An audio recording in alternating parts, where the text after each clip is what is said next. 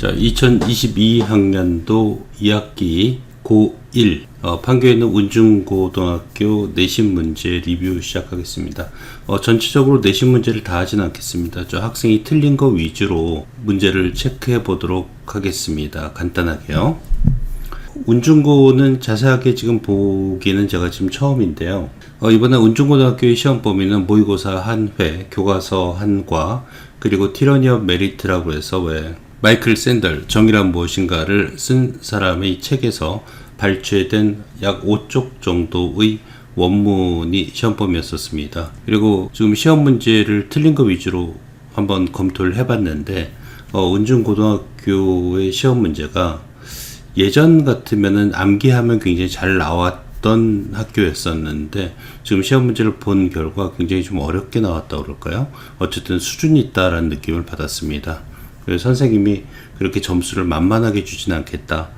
1등급과 2등급 이런 것들은 확실하게 좀 가리는 문제를 내겠다라는 생각으로 문제를 내신 것 같아요.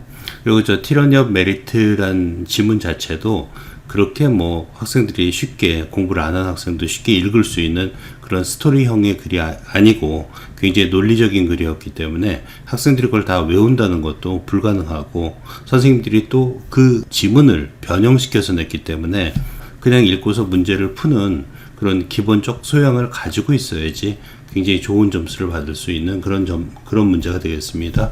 저도 지금 시험 문제를 갖다 보면서 꽤 수준 있게 선생님이 문제를 만드셨다 이런 생각이 들었어요. 가볍게 보면 안 되겠네요. 전체는 너무 시간이 걸리니까 학생 틀린 거 위주로만 가겠습니다. 자, 첫 번째 2번 문제를 학생이 틀렸는데요. 티러니 오브 메리트에서 나온 지문이 되겠습니다. 지문 자체는 2번 지문은 그대로 나왔어요.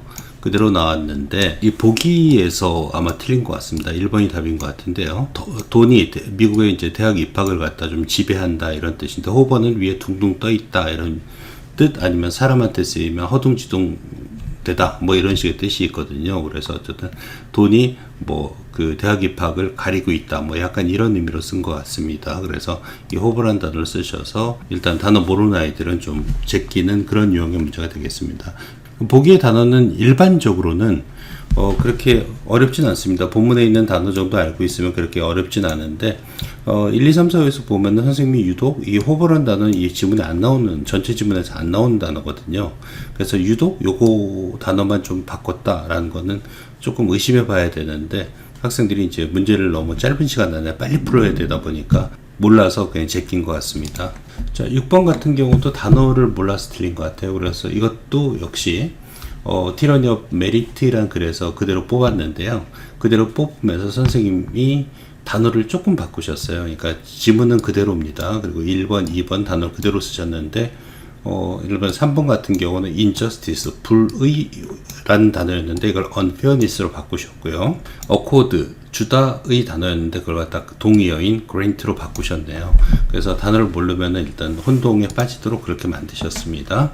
단지 내용의 흐름 속으로 보면은 여기서 이제 modest니까 그렇게 좋지 않은 의미거든요. 근데 이것을 갖다 outstanding, 뛰어난으로 바꿔서 반대말을 바꿔놨죠. 단어 실력이 그래도 한 중급 이상은 좀 돼야지 문제를 맞출 수 있는 그런 형태의 문제가 되겠습니다. 역시 고등학교 내신은 단어죠. 그 다음에 7번 같은 경우는 2021년 9월 모의고사 22번을 그대로 내셨어요. 그렇게 일단은 선생님이 기본 점수는 주겠다는 의지는 강하십니다. 그리고 원문에는 여기가 이제 better인데 잘못 쓰인 건데 worse니까 단어도 그렇게 어렵지 않고요. 기본적인 공부를 했으면 충분히 맞출 수 있는 문제였죠. 그러나 요거만 바꾸시진 않으셨죠. 그죠? 5개가 있으면 보통 2-3개 정도는 단어를 바꾸시는 것 같아요. 그래서 이거는 원래는 blind to였는데 뭐뭇에 눈을 감는다 의미로 deaf to, 그래서 뭐뭇에 대해서 귀를 막는 표현으로 절묘하게 바꾸셨네요. 아주 잘 바꾸셨네요. 근데 어쨌든 어렵진 않고 쉬운 문제였습니다. 그래서 단어도 어렵지 않고요. 나머지는 그대로 출제되는 그런 문제가 되겠습니다. 12번 문제도 역시 마찬가지죠. 모의고사 40번 문제였는데 지문 자체가 제가 보기엔 그대로 나온 것 같아요. 그리고 출원 문제였는데 이 답도 역시 그대로 나온 것 같습니다. 하지만 지금 시험 범위 자체가 일단은 원서, 철학적인 원서 뭐 그런 거 한 5쪽하고 모의서 전체하고 교과서기 때문에 이걸 갖다 다 외우고 시험을 보기는 너무 무리가 되겠죠. 아무리 많이 공부한다고 해도 별 의미도 없고요. 그래서 어느 정도 보고 그냥 기억을 더듬어서 어떤 내용 정도가 여기 들어가야 되는구나 라는 글의 흐름 자체를 갖다 잘 파악하는 연습을 갖다 좀 하는 게 무작정 암기하는 것보다 훨씬 나을 것 같아요. 또 어쨌든 그대로 출제됐기 때문에 뭐 암기를 어느 정도 하는 학생들 같은 경우는 어서 본 것 같다 그래서 쉽게 맞출 수 있는 문제죠. 지금 틀린 문제를 봤을 때 선생님의 성향이 일단 점수를 갖다 열심히 공부한 아이들한테는 어느 정도 점수를 갖다 보장해 주겠다. 그러나 다 주진 않겠다. 약간 이런 마음으로 문제를 내시는 것 같아요. 요건 좀 확인을 해봐야 되겠는데요.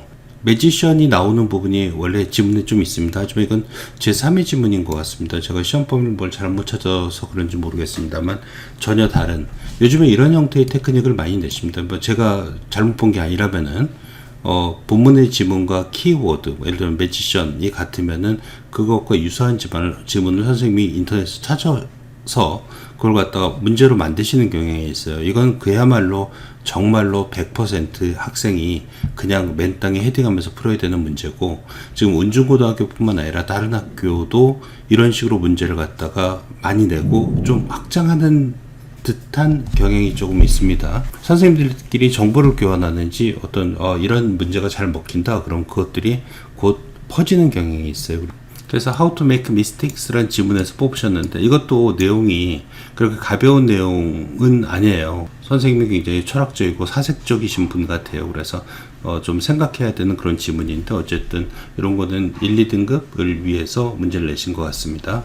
16번 같은 경우도 제가 그냥 맨 땅에 헤딩하듯이 그냥 풀어봤는데 만만치가 않았어요. 문제 맞추기가.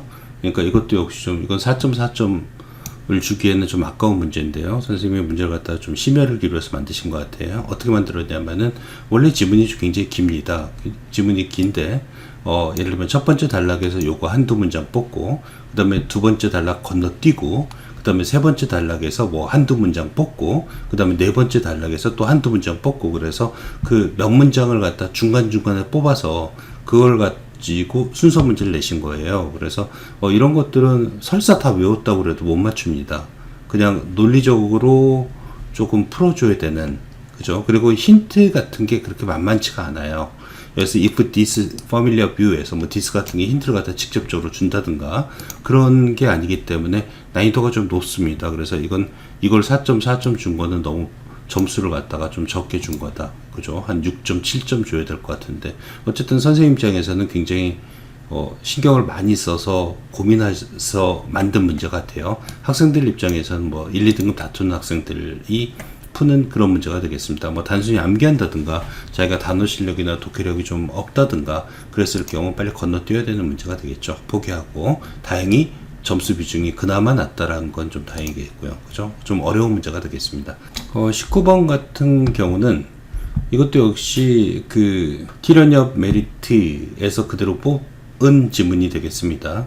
내용은 굉장히 좋은 지문인데 문제로 만드니까 그렇게 학생들 입장에서는 좋은 지문은 아닌 것 같죠. 전반적으로는 그대로 내셨어요. 그대로 내시고 뭐 약간의 변형을 시키긴 했습니다. 그래서 두 번째 문단에서 예를 들면 한 문장 정도 빼고, 한 문장이니까 두 문장을 빼고 그 뒤에 문장과 앞에 문장을 연결시켰죠. 그래서 여기까지 원문과 동일하고 건너뛰고 나머지는 또 그대로 썼습니다. 그래서 만약에 그대로 읽더라도 여기 보스가 힌트를 주고 있는 그런 지문이기 때문에 조금 집중하면 맞출 수 있지 않았을까 하는 그런 지문이 되겠습니다. 근데 어쨌든 내용 자체가 길고 뭐 문제 푸는 사람이 이런 거 저런 거 신경 쓰기가 쉽지가 않죠. 그래서 좀 틀릴 수도 있었겠다라는 생각이 듭니다만 문제의 난이도가 그렇게 높은 문제는 아니겠습니다. 본문을 충실하게 공부했으면은 풀 수도 있는 그런 형태의 문제가 되겠습니다. 게다가 힌트도 분명히 주고 있고요. 자, 마지막 24, 25번은 선생님 역시 보지 못한 지문입니다. 교과서에서 나왔나요? 교과서 비슷한 얘기가 나온다라고 그러긴 하는데, 자, 토픽 센텐스, 단락의 구성에 관한 이야기를 쭉 하시고, 그 다음에 이 단락이란 무엇인가에 관한 설명을 하시고, 그 다음에 그 설명에 맞는 지문을 또 선생님이 와서 뽑으셔가지고 주제문이 어디 있겠냐라는 그런 형태의 질문이 되겠습니다. 사실은 이 단락의 구성에 관한 거는 뭐 중학교 고등학생들도 다 배우긴 하지만은 원래 집중적으로 배우는 건 대학교 1학년 때 많이 배우죠. 그리고 그 단락을 나누는 연습도 역시 대학교 1학년 수준에서 많이 하는 겁니다. 지금까지 수능에서 출제된 것 중에서 가장 뭐 쉽고 어려움을 떠나서 수준이 있다라는 지문이 96년도인가 수능 문제가 있었거든요. 거기서 이런 단락의 구성 형태를 물어보긴 했는데 어쨌든 선생님께서는 그런 시도를 갖다 좀 해보신 것 같아요.